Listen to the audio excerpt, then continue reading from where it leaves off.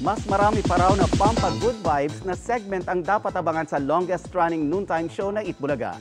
Ang dalawa nitong host na sila Paulo Contis at Isko Moreno, pumirma na ng kontrata sa Tape Incorporated para tuloy-tuloy na makapagbigay ng saya sa tanghalian. Narito ang aking chika.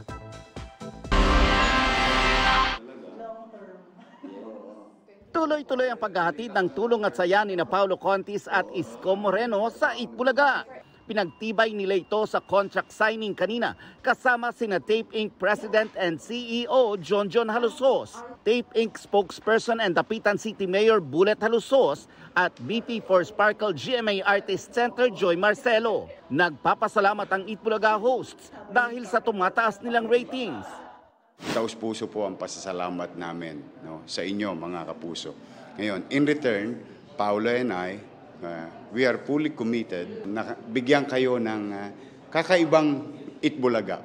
Historical talaga itong nangyayari ngayon. This is the first time in 44 years that we've actually signed our hosts. No? So talagang ang ganda ng pag-uumpisa namin. Excited din tayo para sa ibang Sparkle artists who are also with EB. So yun, sana tuloy-tuloy. Expect more good vibes segment na magpapangiti at magpapaantig raw ng mga puso sa tanghalian. I'm sure napapansin nila na marami nang natutulungan ng Itbulaga. It's fresher, it's happier. Naghahanda na rin daw ang Tape Inc. para sa pagdiriwang ng 44th anniversary ng Itbulaga. Tuloy-tuloy ang aming pagbibigay. Muli ring nilinaw ng Tape Inc. na mali ang kumakalat online na hanggang ngayong July na lang ang Itbulaga.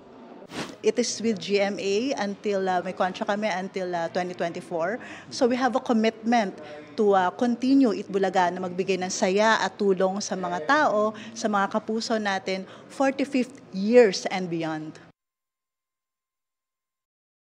Magandang balita mga kapuso, kahit ano pa man ang oras, mapapanood ang 24 Oras Weekend at iba pang newscast sa youtube.com/GMA News. I-click lamang ang subscribe button. Sa mga kapuso abroad, maaari po kaming masubaybayan sa GMA Pinoy TV at www.gmanews.tv.